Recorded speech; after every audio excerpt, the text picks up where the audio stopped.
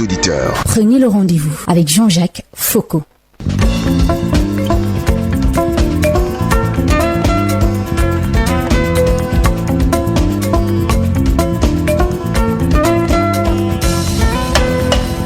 Alors, premier arrêt, La défaite des larmes, un livre de Hervé Accam. Vous le connaissez, c'est un historien des mentalités et des sensibilités. Chercheur à la fondation Bimbem Ella Avenbe, Ykombo, Sanglima. Il ouvre un chantier peu connu sur l'ontologie des larmes de l'Afrique à l'heure de la mondialisation.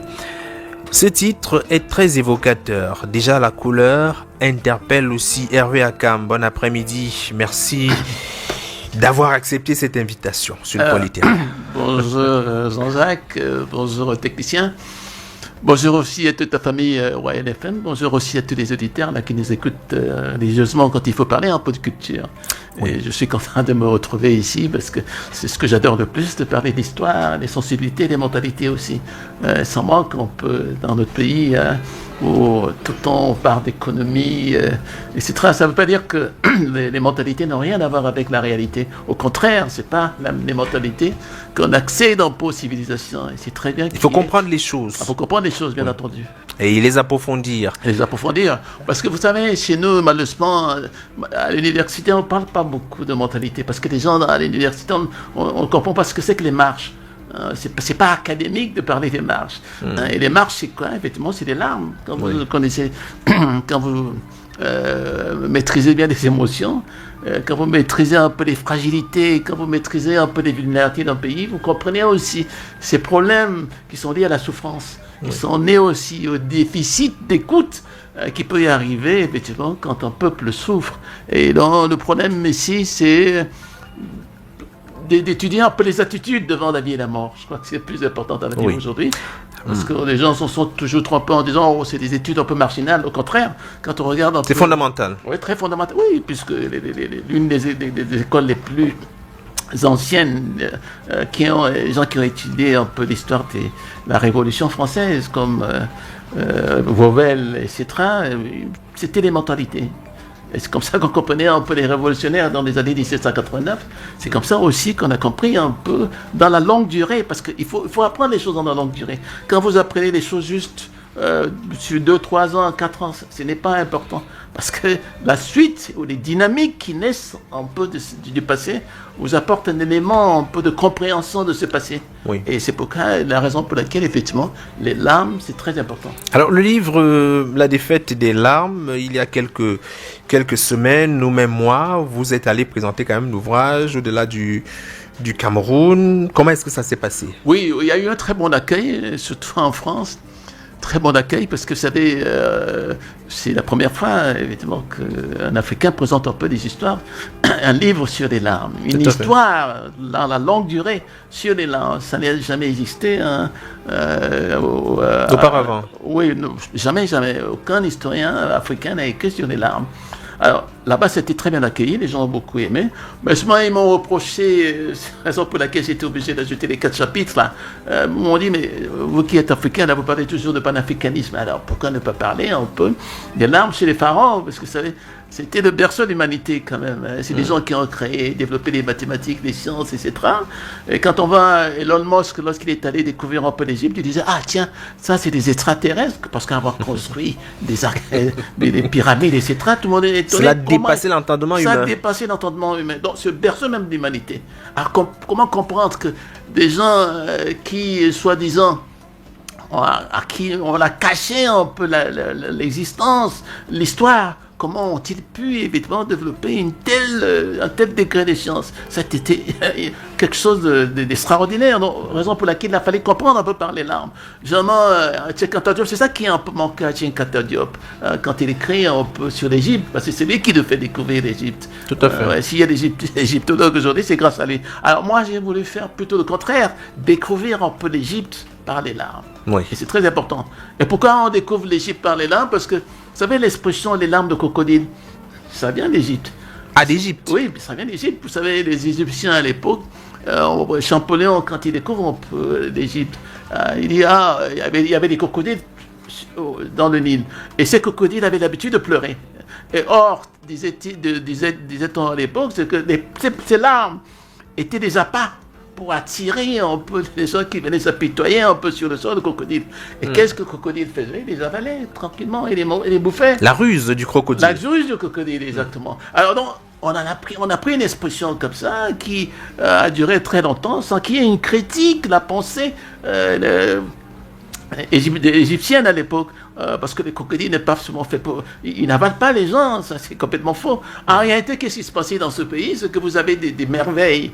C'était des choses... C'est-à-dire quand les gens venaient, comme on dit chez nous, vulgairement chez nous, il y avait une sorte de tobassie qui faisait en sorte que les gens ne repartaient plus, ils restaient sur place. Vous restiez sur place, voilà, donc, sans vouloir bouger. Sans vouloir bouger. Alors c'est ça qui s'est passé, puisque c'est ces gens-là, cette immigration qui venait d'un peu partout, effectivement, qui a développé un peu ce pays.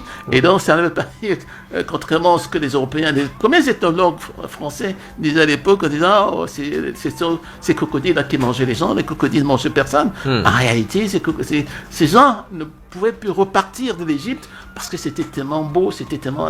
Toutes les civilisations d'un côté, que ce soit des Perses, que ce soit... Alors ils étaient éblouis par l'environnement et tous les charmes qu'ils pouvaient côtoyer en Égypte. Bien entendu. Alors, la défaite des larmes, il faut rappeler, il y a eu cette première édition qui est arrivée sans les 4 premiers chapitres, les 4 autres chapitres que vous avez eu à ajouter. Oui. Alors la nouvelle édition a même également changé de couverture, je peux me tromper. La défaite des larmes. Alors le rouge et le blanc, pourquoi? Vous savez, le blanc, le rouge, c'est un peu la couleur. Les révolutionnaires à l'époque, quand on regarde un peu ce qui s'est passé au 19e siècle avec toutes les révolutions qu'il y a eu, le rouge était très important parce que le rouge, je pensais que c'était vraiment par rapport au bleu, parce que le bleu c'était la couleur des rois, comme on disait à l'époque, c'est la couleur des conservateurs, parce que toutes les monarchies à l'époque adoraient le bleu. Quand on regarde un peu le bleu de France, etc., c'était la couleur des monarques. Et la monarchie, ça représentait un peu toutes les dictatures qu'il y a eu avant. On ne regarde pas les autres problèmes, mais en réalité, c'était le reflet de la démocratie, de la dictature. Or, le rouge, c'était ça, c'était tout ce qui était beau. Or, c'est le rouge qui devait renverser le bleu, parce que le bleu était considéré comme la couleur des monarques. Or, le blanc, effectivement, on constate que le blanc, c'est quelque chose de très propre. La pureté. Oui, la pureté. Et la paix également. La paix, voilà. Peut-être, lorsqu'on fait la transition, généralement, du passage du moment du deuil pour peut-être le veuvage, ou cette traversée, on prend le blanc un peu pour dire qu'on revient, c'est une nouvelle vie. Alors, vous avez parlé tout à l'heure des larmes au temps des pharaons, mais on regarde également les larmes et le protestantisme, là j'y arrive, avec l'invention des cimetières. Alors, en quoi est-ce que ce chapitre est interpellateur? Alors, le chapitre, c'est là où les Européens c'est le reproche qu'ils m'ont fait. Des historiens, effectivement, des sensibilités, leur ont dit, mais mon Dieu, il faut parler un peu des larmes, un peu, et le protestantisme. Alors, le protestantisme, c'est quoi? Ça commence avec le congrès de Berlin en 1884. C'est les Allemands qui arrivent, et le premier gouverneur, c'est von Puttkamer. Alors, il s'installe à Douala. Alors, vous savez, les Douala qui avaient l'habitude, effectivement, d'enterrer les gens dans la forêt, parce que Douala, c'était la forêt à l'époque. C'était pas le Patu Jos, ni Aqua, ni Bali, etc. C'était la forêt. À l'époque, les Douala appelaient Boussa Sengue, c'est-à-dire les marais. Alors, quand les Douala mouraient à l'époque, qu'est-ce qu'ils faisaient? Ils allaient enterrer les gens à Boussa Sengue, c'est-à-dire dans la brousse. Or, les Blancs constataient malheureusement que chaque fois qu'ils revenaient de cette brousse, il y avait une sorte de vibration, effectivement, qui faisait en sorte, on ne les reconnaissait plus. C'est comme quand Oumiobe, quand il sort de sa brousse, il dit qu'il a le talisman pour éviter les balles. Donc c'était la même chose avec les Douala. Il vous disait, bon, cette brousse, il y a un esprit dans cette brousse qui fait en sorte que quand on sort de là, on se sent plus fort.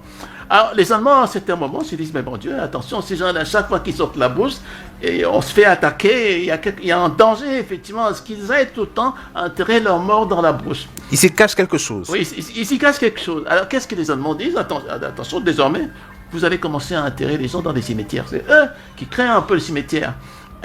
Et le cimetière, c'était quoi à l'époque? Le cimetière, ça veut dire que quand vous y allez, ne pleurez pas, parce que si vous pleurez, on saura que vous avez perdu quelqu'un. Et si vous avez perdu quelqu'un, ça veut dire que vous êtes du camp des rebelles. Et les Allemands, là, surveillaient un peu les cimetières en disant, voilà, les rebelles, ceux qui pleurent, c'est eux, effectivement, qui nous attaquent la nuit, qui viennent brûler nos maisons, etc. Parce qu'effectivement, ça s'est passé comme ça pendant pratiquement les 6 premières années, quand on regarde un peu 1884 et 1890, notamment la période dans la région de Boulou, hein, avec Bambeti, c'est-à-dire à peine que les Allemands se sont installés, commençaient déjà effectivement ces batailles à cause du protestantisme qui était très violent. Oui. Il faut dire que les cimetières, c'est pas très africain, parce entendu. que le retour au village natal pour enterrer ses morts, c'est très fondamental dans notre contexte. Bien entendu, les Africains préféraient, effectivement, puisque c'était des villages à l'époque, il n'y avait pas de ville, etc. Donc les gens enterraient tranquillement leur village, les morts dans les villages. Or, les Européens pensaient effectivement que chaque fois que ces gens sortaient de la brousse, il y avait une sorte de... Ils allaient prendre des outils. Voilà, ils allaient prendre ils s'outillaient. Peut-être même sur le plan métaphysique. Voilà. Et donc, le cimetière, effectivement, c'est pour c'est-à-dire, on crée les cimetières pour réprimer les larmes. C'est là où commence la répression des larmes dans les années 1800, à partir de 1900 même. Hein. Et là, les Africains sont pris à l'état. Les larmes sont réprimées pour éviter de se faire attraper ou d'être considérés comme rebelles. Il n'y a pas que les larmes de ces cimetières-là qui résonnent dans le livre. On voit également qu'il y a les larmes des féminicides. Et d'ailleurs, c'est un sujet que vous avez longtemps abordé, même avant la rédaction de ce livre. C'est vrai que, quand on commence malheureusement, je crois que les Africains se trompent beaucoup sur ces problèmes des féminicides. Puisqu'on les découvre depuis quelque temps, c'est vrai qu'il y a près de 100 femmes qui sont tuées, qui ont été tuées par leur conjoint il y a à peine un an. Alors, généralement, les gens ne comprennent pas un peu ce qui se passe autour de féminicide. En réalité, le premier féminicide, je dis bien le premier féminicide, c'est un féminicide colonial. C'est les colons qui créent un peu le premier féminicide. Pourquoi je le dis? Parce que quand on regarde un peu dans la longue durée, le regard qu'avaient les colons sur les femmes, c'était que par exemple, quand vous êtes dans un village là, on pouvait venir récupérer l'homme pour aller faire les corvées, c'est-à-dire aller construire les chemin de fer, les ponts, etc. Des travaux lourds. Les travaux lourds, 100 km plus loin. Donc, l'homme qui abandonne sa femme, ce qu'on n'avait jamais vu en Afrique, c'est une sorte, c'est-à-dire on laisse la femme, on confie les enfants à la femme, alors qu'en réalité, c'était l'homme qui s'occupait des enfants. Et deuxièmement, non seulement ça, le deuxième phénomène, c'est que vous avez aussi le nom de la femme qui sort un peu de la généalogie. Par exemple, quand vous savez, les femmes en Afrique, par exemple, avaient toujours leur nom dans la généalogie de la famille, parce qu'on demandait, mais tu es le fils de quelle mère? Parce que comme il y avait la Qui est ta mère? Qui est ta mère? Ça, c'était la première question qu'on vous posait. Déjà, même pour tracer l'arbre généalogique, c'était déjà à partir d'une femme. C'était à partir d'une femme. Alors, les Blancs, surtout les Allemands, quand ils arrivent, ils disent, mais qu'est-ce que c'est cette affaire-là? Nous, on ne pose pas, surtout les protestants, disent, mais nous, on ne pose pas la question qui est ta mère, on dit qui est le père. Et là, et les Français ont accentué ce mouvement à travers le catholicisme surtout, parce que c'est eux qui étaient aussi s'occupaient un peu des problèmes de registre dans les établissements publics. Alors, le nom de la femme disparaît comme ça subitement. Donc, on ne dit plus où est ta mère, on dit mais ton père c'est qui? Et à partir de là, naît cette confusion qui veut que, effectivement, pour la deuxième fois, il y a un féminicide, parce que la femme n'a plus l'autorité qu'elle avait dans la tradition familiale. Tout à fait. Il n'y a plus ce statut. Ce statut complètement disparu. Donc ça, c'est le deuxième féminicide.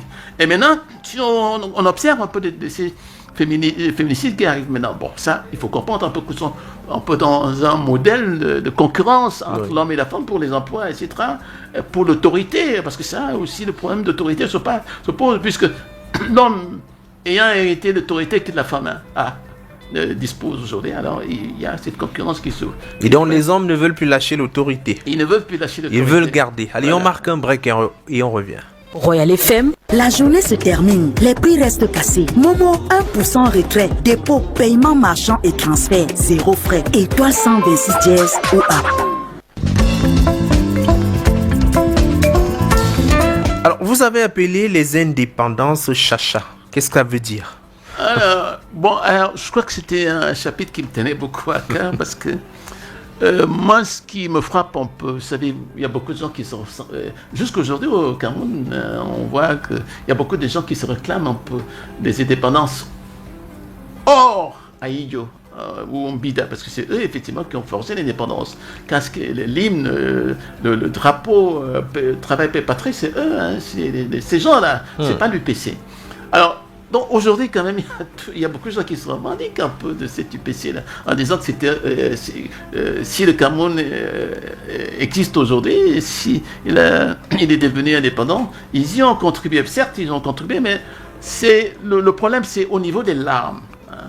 Parce que quand on regarde un peu tout ce qui s'est passé depuis le maquis, hein, et aujourd'hui, ce n'est pas les mêmes larmes en réalité. Hein, parce que quand je parle d'un peu les larmes tcha-tcha-tcha, ça veut dire que c'est ce que il faut appeler les larmes exotiques. C'est-à-dire on pleure pour pleurer en réalité, parce que la guerre est pratiquement terminée. Les larmes ne sont plus sincères. Les larmes ne sont plus les mêmes en réalité. Parce que ces larmes-là qui servent, c'est-à-dire qui étaient mobilisatrices pour une cause. On ne peut pas. C'est pourquoi souvent les philosophes, ceux qui étudient les larmes, ils disent que les larmes en réalité, c'est des plaintes pour des gens qui ont perdu ou qui ont subi un tort insupportable. Est-ce qu'on peut dire que les torts qu'il y avait dans les années 1960 ou 50, est-ce que c'est les mêmes torts qu'on retrouve encore? Non, pas du tout. Parce que quand on voit un peu ces histoires de torts, ces histoires de méfiance aussi, est-ce que c'est la même chose? Pas du tout. Au contraire, donc, ces aspects-là ont pratiquement disparu. Donc, c'est aux Africains maintenant de transformer ces larmes-là. Hein. Comme Jean-Paul Sartre disait à l'époque, il faut néantiser les larmes pour que de ces larmes sortent une nouvelle conduite. Or, c'est la nouvelle conduite dans laquelle on se trouve aujourd'hui. Oui. Et c'est ça un peu, quand Charles parle un peu de l'être et du néant, c'est à peu près ça. Où sont passées les larmes de nos ancêtres? Alors ça, moi je pense honnêtement que les ancêtres avaient, surtout ceux qui sont... Parce qu'en réalité, quand on observe très bien, les ancêtres un peu, c'est les afro-descendants aujourd'hui. Oui. Parce que c'est eux, il y a 400 ans, qui sont partis aux États-Unis là. Alors quand vous allez par exemple aux États-Unis, vous observez un génie incroyable de ces larmes, de cette diaspora qui est partie il y a plus de 400 ans. Et moi j'étais frappé quand j'étais aux États-Unis de constater effectivement que c'était des Noirs qui inventaient un peu le téléphone, tout ce qui est lié à la transformation de la canne à sucre, du coton, etc. C'était eux, parce qu'ils travaillaient un peu. Alors, c'est ça un peu ces larmes des ancêtres-là. Et ces larmes des ancêtres, on les a vues aujourd'hui, parce que les Noirs américains ont tellement pleuré, au point où on en est arrivé à cette débaptisation un peu c'est-à-dire c'était la réaction à ces pleurs. Quand effectivement ils s'en prenaient au statut des gens effectivement qui les ont opprimés. Donc c'était une longue lutte, effectivement. Et donc ces pleurs trouvent une réponse dans la débaptisation un peu des statuts, effectivement, des gens qui représentaient effectivement la terreur, qui représentaient un peu leur souffrance, etc. Et c'est ça les larmes des ancêtres. C'est-à-dire quand ces ancêtres, effectivement, on le voit un peu, quand ces ancêtres se réveillent, oui. Effectivement, on voit un peu les conséquences, c'est-à-dire aux États-Unis, la conséquence était la débaptisation un peu de ces statuts. On en a vu du journal Lé, etc. Et même ceux qui, à l'époque, combattaient un peu les Noirs. Vous savez, il y a des Indiens aussi qui se sont mis du côté un peu des Européens, c'est-à-dire de l'armée du Nord, comme il y a un certain général, Wanda Witi, qui était un Indien, effectivement, dont on dit qu'il s'était battu vraiment contre les Noirs. Alors, donc, c'est une sorte de vengeance, une sorte de karma. C'est ça un peu le problème aussi avec les ancêtres. C'est-à-dire quand il y a une rupture, les ancêtres, bien entendu, peuvent dire, bon, maintenant, on va rentrer un peu dans l'action, essayer de montrer que on est toujours... C'est pourquoi il y a toujours un peu d'Afrique dans ces afro-descendants-là. Quand on regarde très bien, depuis même les luttes de Malcolm X, de Martin Luther King, etc., il y a toujours un peu d'Afrique chez eux. Parce qu'ils représentent un peu ces ancêtres qui sont partis et qui se rebellent par moments, parce que c'est des cycles en réalité. Alors, la défaite des larmes, le livre s'adresse à qui exactement? Alors, qui le public qui est concerné? Le public, en réalité, c'est un peu tous les publics. Parce que je n'ai pas voulu faire une œuvre universitaire. Bon, c'est vrai que j'ai fait beaucoup de recherches. Et dans ces recherches, effectivement, je découvre que, par exemple, chez les Bamileke, les larmes chez les Bamileke, chez les larmes chez les Ekans, les larmes chez les Douala, les larmes chez les Bassa, ne sont pas les mêmes larmes. Il y a des particularités. Il y a des particularités. Par exemple, chez les Bamileke, quand on observe, et moi je regardais avec plaisir là, sur Facebook les processions des femmes Bamileke là, qui pleuraient autour du corps de Niati Fedi. Niati Fedi Marcel, oui. le président du Sénat, le premier président du Sénat de regretter mémoire. C'est les femmes qui pleurent. Ça veut dire qu'il y a une sorte, comme on dit, une division des larmes. C'est-à-dire les larmes en sexe. C'est les femmes qui pleurent là. Et ça, c'est très caractéristique un peu des larmes chez les Bamileke. Avec des pleurs particulières et même des chansons. Avec des chants, bien entendu, accompagnés de chants. C'est vrai que je n'ai pas voulu décortiquer un peu les chants, mais vous avez des chants particuliers. Des chants qui sont un peu. Où il y a beaucoup de mélodies, mélancolie là-dedans. Oui. Et ça, c'est typiquement Bamileke. Là, vous avez un peu cette division des larmes, parce que ces larmes ont un sexe. Et ces larmes aussi, on donne à la femme 3 statuts. Le statut moral, c'est elle qui élève les enfants dans la société Bamileke. On le voit quand le mari s'en va, ou bien lorsqu'il est très occupé, c'est la femme qui s'occupe du point de vue moral. Et le deuxième point, c'est le statut politique. En réalité, ces larmes, les femmes Bamileke ont une puissance extraordinaire. Oui. Et c'est ça qui donne un peu cette puissance aux femmes qui commandent, parce que c'est elles qui lancent l'appel des larmes. Vous savez, quand tu cries une fois, quand tu pleures une fois, tout le reste suit. Donc, c'est des puissances, effectivement, qui se dégagent à partir des larmes. D'où, effectivement, cette femme, Bamileke, qui est très puissante quand il s'agit, effectivement, dans son statut social. Oui. Et le troisième statut, c'est l'état métaphysique. C'est-à-dire, quand on souffre, où est-ce qu'on s'en va? On va chez sa mère. C'est elle, évidemment, qui vous apporte le confort. On rentre chez sa mère, effectivement. Voilà. Donc, c'est ça, le rôle. Et puis, vous avez, par exemple, aussi, chez les Ekans, par exemple, quelque chose... Bon, je commence par les Bassas. Vous savez, chez les Bassas, par exemple, les larmes aussi sont différentes. Pourquoi? Parce que quand un Bassa perd quelqu'un, qu'est-ce qu'il fait? Il enterre la personne dans la chambre mortière, dans sa maison. Dans sa propre maison. Dans sa propre maison. Ça se fait jusqu'aujourd'hui. C'est une vieille pratique un peu chez les Bassins. Alors, quand vous enterrez quelqu'un dans la maison, ça veut dire que vous devez veiller sur la personne pour qu'effectivement le corps ne soit pas volé. Tout à fait. Oui, parce qu'il y a une légende qui veut qu'on vole les corps dans cette région-là. Et la philosophie, c'est que quand on étudie bien un peu ces choses-là, par exemple, quand on étudie les textes, les plaintes chez les Bassins, la plainte, la manière dont c'est écrit. Bon, ça prouve quoi? Ça prouve que les larmes induisent le procès. Le procès induit la plainte. Et la plainte, quand elle est rédigée, il y a une sorte d'énergie vitale dans la plainte, à cause effectivement de la texture du texte. Parce que la plupart des avocats, enfin pas des avocats, moi qui étudie un peu, parce que j'ai bien regardé, il y a des amis avocats qui m'ont envoyé des plaintes, des gens de ce coin-là. Effectivement, je constatais qu'il y avait une sorte de... c'est-à-dire qu'il y avait un lien entre les larmes et la plainte, entre la plainte et le timbre, entre le timbre et effectivement cette vitalité, effectivement, qu'on voit à travers, effectivement, l'écriture même de la plainte. De la plainte, oui. Dans la texture du texte. Là. Des symboles que vous avez étudiés particulièrement, parce que j'ai bien regardé cette affaire, et je me suis dit, mais tiens, il y a un lien avec ce qu'on dit, généralement, sur ce peuple-là. Et puis, vous avez un troisième point, un peu le peuple Ekan. Alors, le peuple Ekan, chez eux, c'est un peu différent parce que c'est des larmes. Vous savez, chez les Ekans, contrairement à ce que l'abbé Thora disait, un philosophe français là, qui a étudié un peu les Ekans, les seigneurs de la forêt. Moi, je crois qu'il avait tort sur un point. C'est que lui, qu'est-ce qu'il disait à l'époque? Il disait, bon, chaque fois qu'il y avait des razzias, parce que dans des razzias, on allait chercher les femmes à gauche, à droite, on les ramenait un peu chez les ravisseurs. Or, ce n'est pas juste. En réalité, c'était les mobilités mortières. C'est-à-dire, quand vous avez perdu quelqu'un, vous allez à votre tour le pleurer. Tout à fait. Oui, on allait le pleurer. Et on pouvait aller le pleurer à 10, 15 km, etc. C'est pourquoi, quand on regarde très bien dans la tradition, et quand ces mobilités mortières, elles commencent par exemple du côté de la Sanaga. Et dans la longue durée, c'est-à-dire ça peut durer 100 ans. Et dans la langue du monde, on observe que vous avez, par exemple, sur cette trajectoire-là, jusqu'au Congo, les mêmes pancartes avec les mêmes noms. Si vous avez un Simadène ici, vous aurez les mêmes Simadène au Congo. Si vous avez le même au vent, ici, vous aurez les mêmes au vent. Au Congo. Au Congo ou au Gabon. Au Gabon, oui. Voilà. Donc, c'est pratiquement les mêmes peuples. Et ça, quand on le traduit un peu dans le Sidaou que les Ewono connaissent très bien, ça veut dire quoi? Ça veut dire que en réalité, on pleure, chacun va pleurer à son tour. On ne pleure pas à la place de quelqu'un, mais on pleure à son tour. À son tour. Voilà. Et donc, ça veut dire que quand vous avez pleuré longtemps, on peut vous accorder de l'hospitalité, d'où on peut l'hospitalité de ces peuples, et d'où aussi, quand on regarde un peu au niveau un peu de la famille souche nucléaire, vous savez que tous ces gens-là, quand ils naissent, ils sont égaux devant l'héritage. Même les femmes héritent. Tout à fait. Contrairement à d'autres tribus. C'est bien, oui. Voilà. Alors, tout le monde hérite. Et ça prouve, c'est-à-dire